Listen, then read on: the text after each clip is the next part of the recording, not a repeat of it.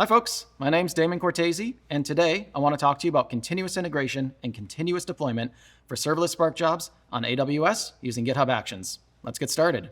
So today, we'll see how to use GitHub Actions to both schedule and automate data quality jobs and unit tests. We'll also see how we can use GitHub Actions to package and deploy versioned assets of our Spark jobs to Amazon S3. And then we'll also see how we can use VS Code dev containers to increase the pace of our local development when we're working on Spark jobs for Amazon EMR. I know that's a lot, but it'll make a ton of sense when we get into the weeds. So let's take a look at what this is going to be like. If you're not familiar with Amazon EMR, it's a way to run open source big data frameworks in the cloud.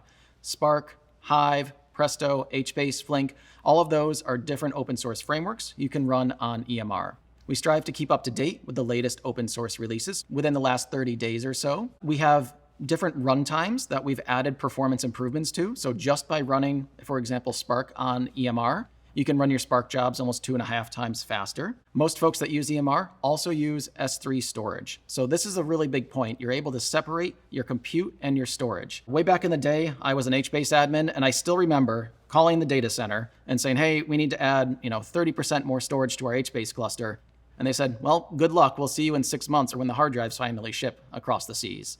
So being able to scale your compute and your storage independently and be able to rely on S3 to be able to scale up your storage as much as you need is a really big benefit here. And then finally, it's easy and scalable. With EMR, you can scale vertically, you can scale horizontally. We have managed scaling where you can take this information and automatically scale the cluster in and out for you. Great system. But there's a lot going on there, right? You have to figure out what EC2 instances to use. You have to figure out how to scale the cluster, and it can be kind of hard to use.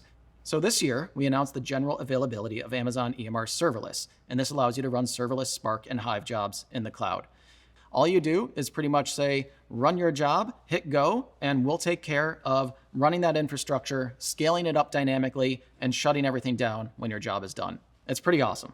So what we'll see is how we can use an entirely serverless infrastructure to run unit tests, integration tests, and deployments with GitHub Actions and EMR Serverless.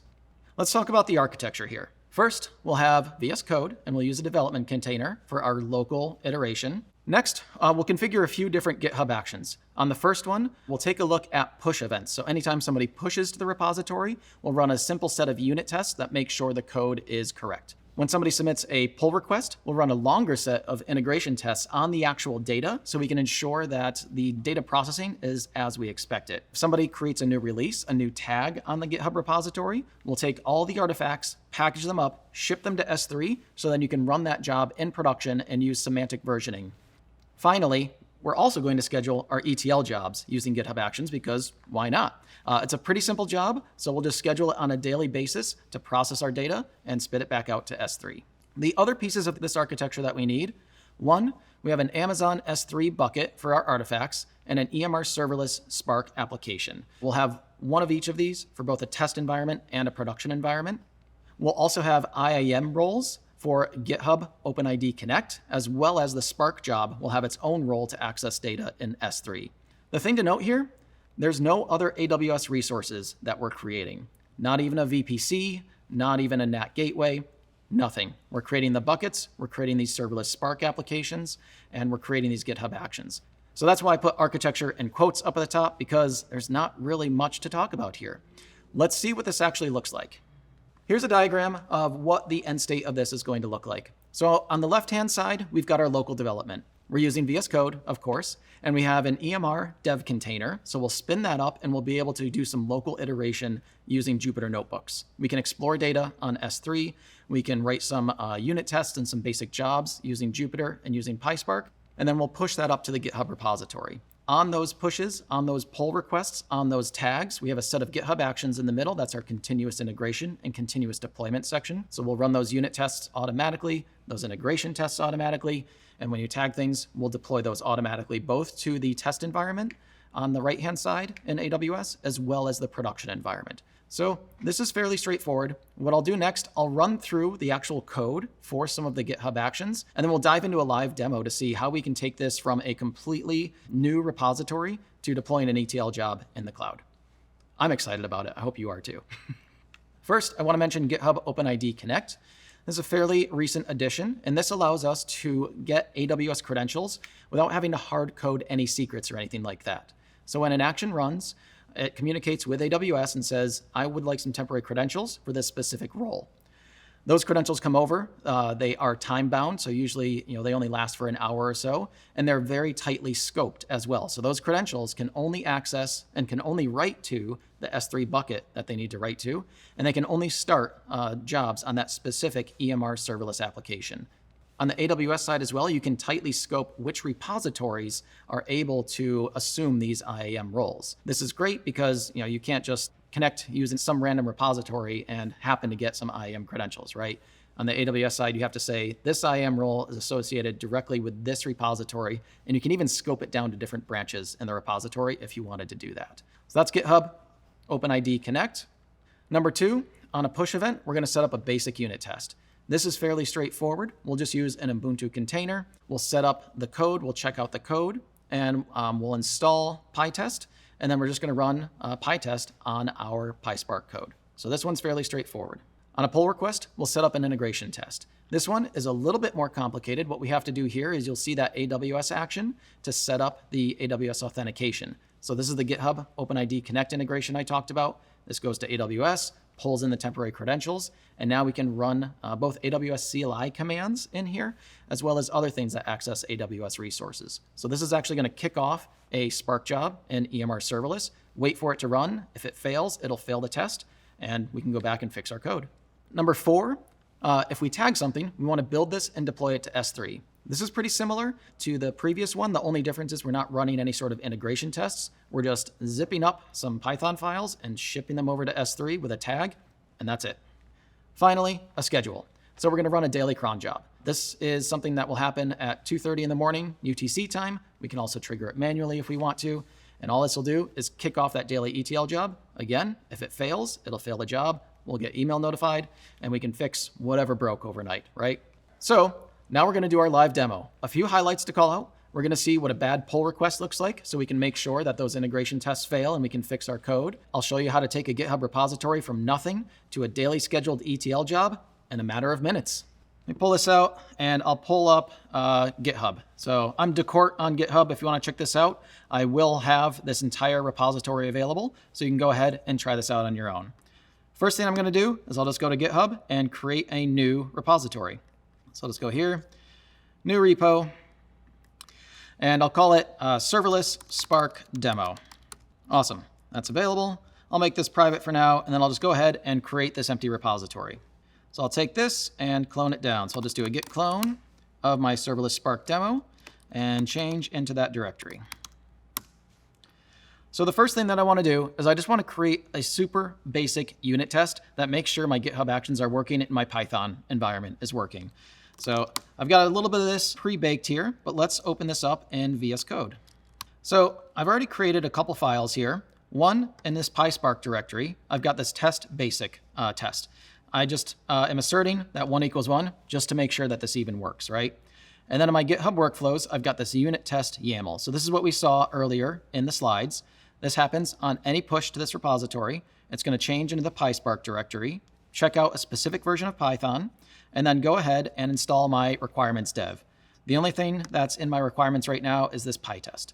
So what I'll do is I'll go back and check all this in. So I've got all these files, do a quick git add, git commit with our good old initial revision commit, and then I'll push this up to GitHub. So let's switch back over here. We'll do a quick refresh, and you can see my code there. And if we do a refresh again, we should even see that nice little yellow dot there that's telling me a test is running. So let's go into the actions. Inside the actions, there's my initial revision. And if we go into here, you can see my PyTest job right there.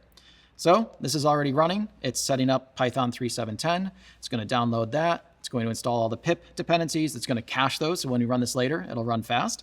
And then it's going to go ahead and run that PyTest job. So you can see that actually just finished running. That was super quick.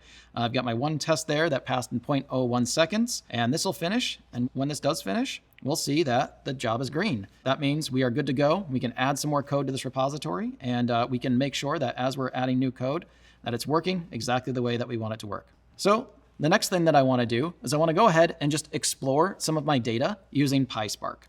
with VS Code, we have an Amazon EMR extension. So if I go down here, you can see there's this Amazon EMR extension, and you can use this to both browse and monitor your different EMR environments. So if you're using EMR and EC2, you can look at them there. There's my EMR and EKS environment and my EMR serverless environment. So I can even dig in here and look at some jobs that I've run previously. And if they failed, I can see why they failed. But the other thing I can do is I can actually take this and create a new local Spark environment. And this will be almost exactly like connecting to an EMR node in an EMR cluster. So we can create a PySpark environment. We'll choose EMR 6.7.0, and we'll use the US East 1 region.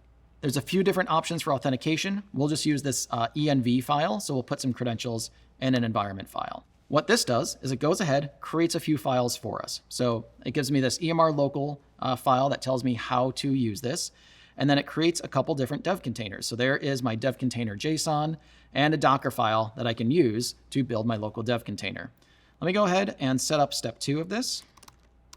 So that just sets up some credentials and puts those in there. And now what I need to do is look at this EMR local. I need to log into ECR. So I'll copy that, pop into a terminal real quick. This logs me into ECR, Amazon Elastic Container Repository. When I'm in there, what's going to happen is the specific Spark image that I'm pulling is the EMR on EKS 6.7.0 image that pulls directly from ECR. So when I go ahead and tell GitHub to rebuild and reopen a container, what's going to happen is it's going to pull that container image directly from ECR, make a few modifications to make this run well locally, and then drop me into that container image in VS Code. And then I can pretty much do whatever I would normally do in an EMR cluster. I can connect to S3, I can connect to the Glue data catalog, I can start up a Jupyter notebook and run some PySpark code. We also start the Spark history server. So if you want to take a look at your Spark jobs while it's running, you can look at that locally too. I can go ahead and close that terminal. What I'm going to do is I'll create a new Jupyter notebook now because I want to browse some data. So here's my new Jupyter notebook. I just need to copy some code real quick to fire up my Spark session. So that connects to my local dev container. And like I said, this is almost like being on an EMR node in an EMR cluster. So I fire up Spark, and then if I want to, once that fires up, I can do a Spark SQL show databases. This might take a little bit to spin up, but once that does, that'll connect to the Glue data catalog and show me all my databases that I have. Now, I'm a developer advocate, so one of the things that I do is I maintain a lot of different statistics about the content that I put out there. I've essentially created my own data lake. I keep track of views to different GitHub repositories. I keep track of views on my YouTube channel that I make. I sometimes keep track of how many times I copy and paste throughout the day and how many Chrome tabs I have open throughout the day. Like I mentioned, I've been doing this data thing for a while. I kind of have a little bit of a problem. But let's take a look at what's in that database. So we'll just do a show tables from Damon's data lake.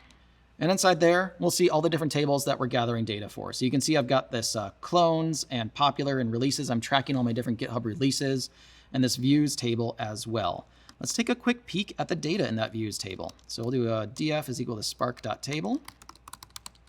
And we'll do Damon's data lake .views. And then a quick df.show.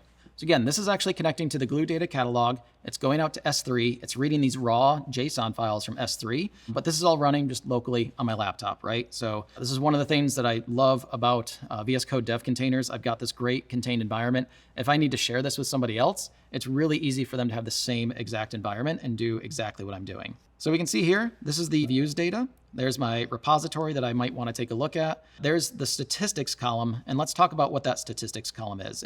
We can't see everything. So let's do one more thing here. We'll do a df.print schema, and we've got tab completion here too, which is really nice. So we can see in the stats, there's two integer columns. There's a count and the uniques. So this is the number of views and the number of unique views over a 2-week time period. And then in this views array, for every day over that past 2-week time period, we also have the number of views and the number of unique views for that specific day. So this can get pretty hairy, to be honest. If I do a df select stats.show, I think that's what I want to do. We'll pull out that column, take a quick look at it. And I want to do one more thing here. I want to do a truncate equals false. So that'll run, spit out some data. I'll run that again. So we can have that truncate equals false there. But this is pretty hairy data to look at. You've got, a count and your uniques, and then you've got this array of 14 other different variables. It's kind of hard to look at, to be honest. And you can see the size of that array changes. We've got multiple recordings from multiple different days. I do have a few views in Athena, in Amazon Athena, that I use to query this, but I'd rather have some nice, clean data.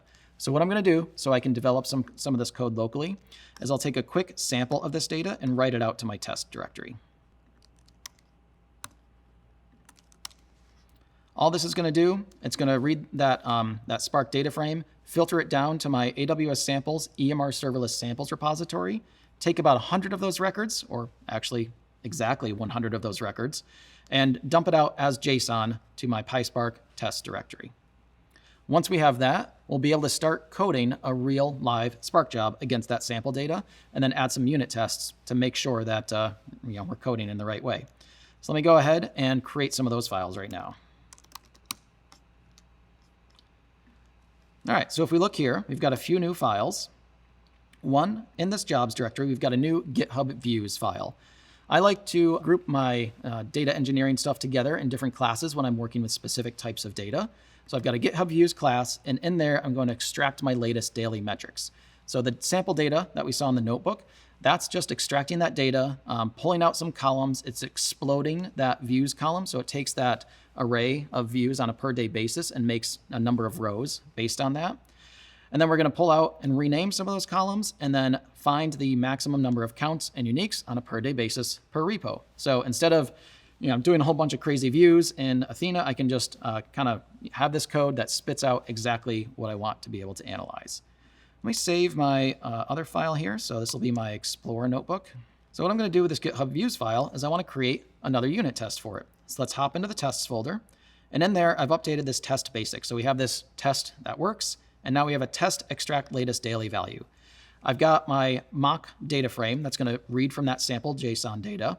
I'm going to execute my extract latest daily metrics. And then I'll just do a few simple tests, right? Make sure the count is equal to 115. Make sure the minimum date is May 31st. The maximum date is 9/22. Just make sure that the data is as I expect. If I go into GitHub again, in my unit test, I haven't changed anything there. So all I did was I added my new class, I added a new test. Let's see what happens when I commit all this and put it up onto my repository. So again, I'll do a git add of everything, add sample data and update tests, and we'll do a git push. Awesome. Let me refresh this page now. So we can see again, we've got our wonderful yellow dot there in our new code. So if I go under GitHub Actions here, you can see my unit test is already running. This happens pretty quickly, obviously, so feedback is pretty important. But we can see here it's going ahead, setting up that Python again. It already cached that version, so it doesn't really have to install too much else. And then it's going to install a new dependency. So because we added some PySpark code, we had to add PySpark as a dependency. So it's going ahead, installing that, and then it'll run our unit tests. The first test we know will actually work. The second test, well, let's see if it works. This one takes about 10 seconds to run. There we go. Actually 10.48 seconds. That second test passed, so we know that we added our GitHub views class. We know that we're extracting the data in the way that we want. Let's move on and see how we can add a new integration test when somebody opens a pull request. All right, so I added some new code here, magically.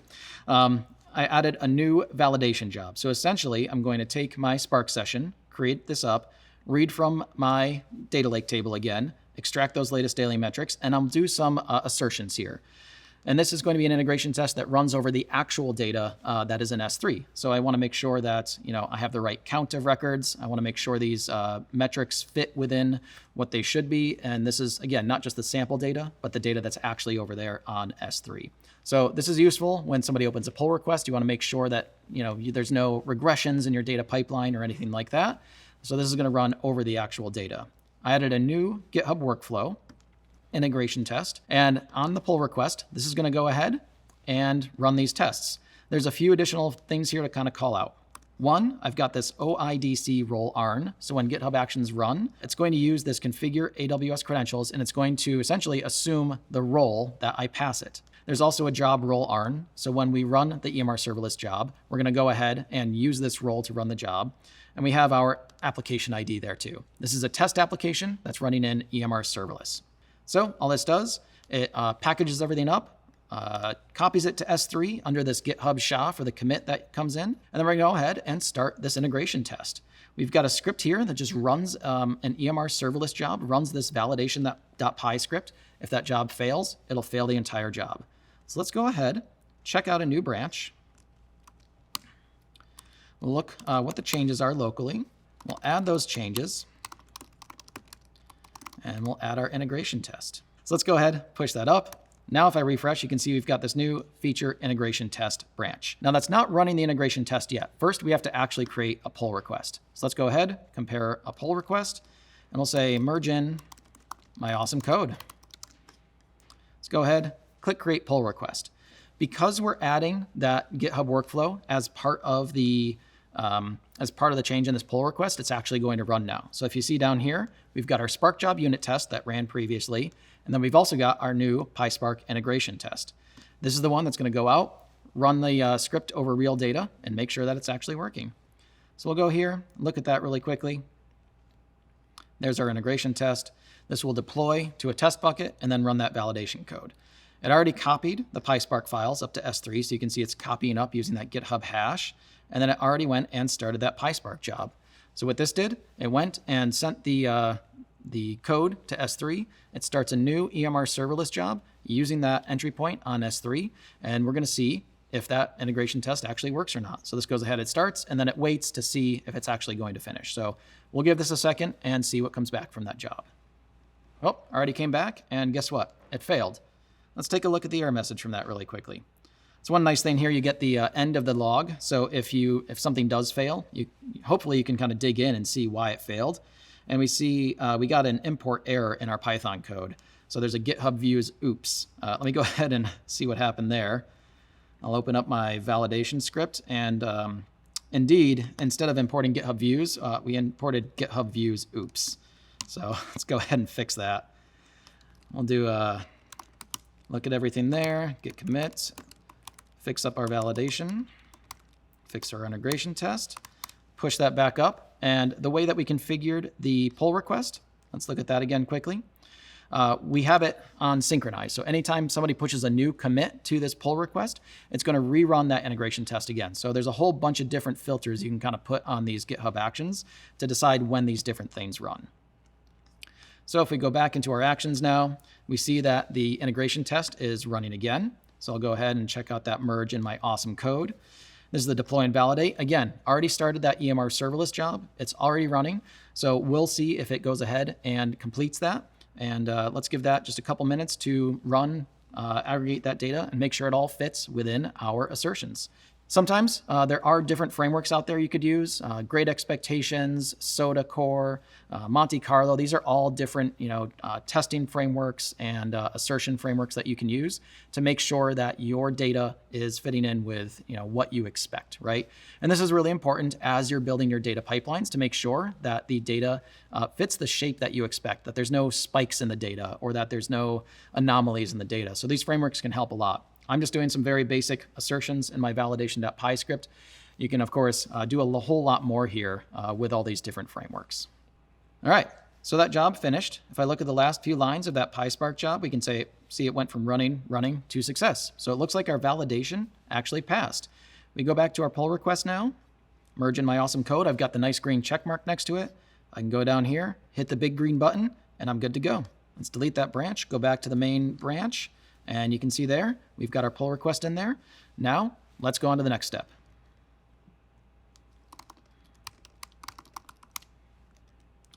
So the next thing that I want to do is I want to show you how you can take this code and deploy it when you tag or create a new release.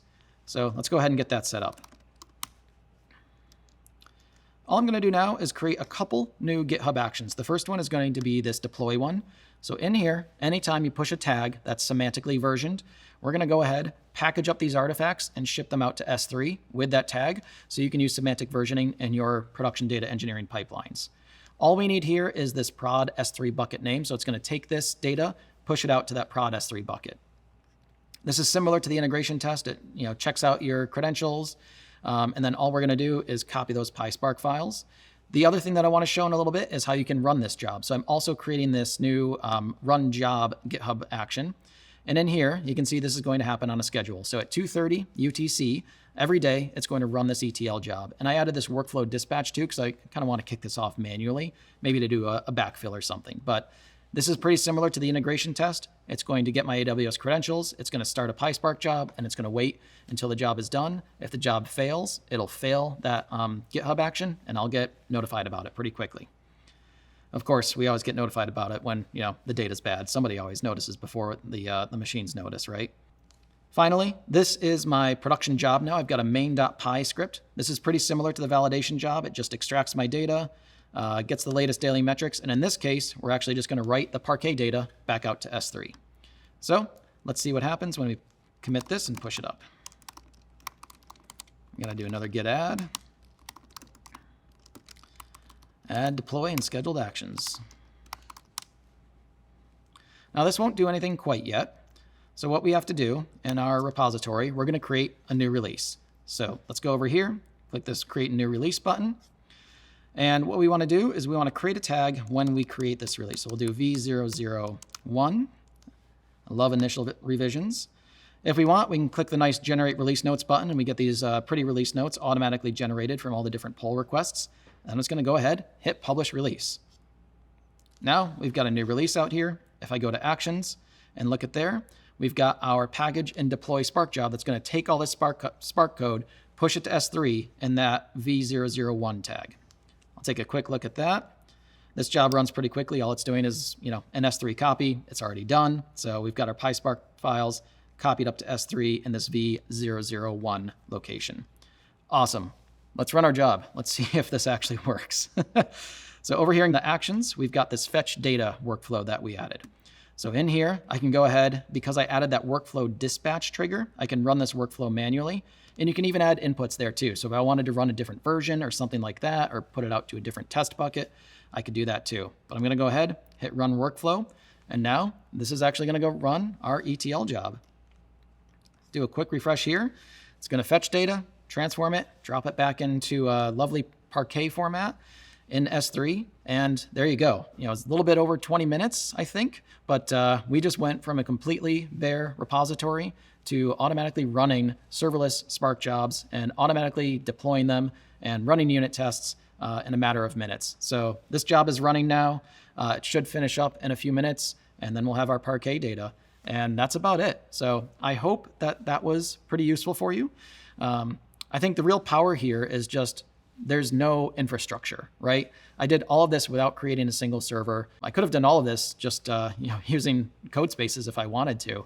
But this is all with GitHub Actions, with EMR Serverless. Those jobs just go ahead and run. I don't have to worry about the infrastructure or scaling them up or down. And with GitHub Actions, it's really easy to automate all sorts of different workflows depending on the type of events that are coming to the GitHub repository. All right, so that's it.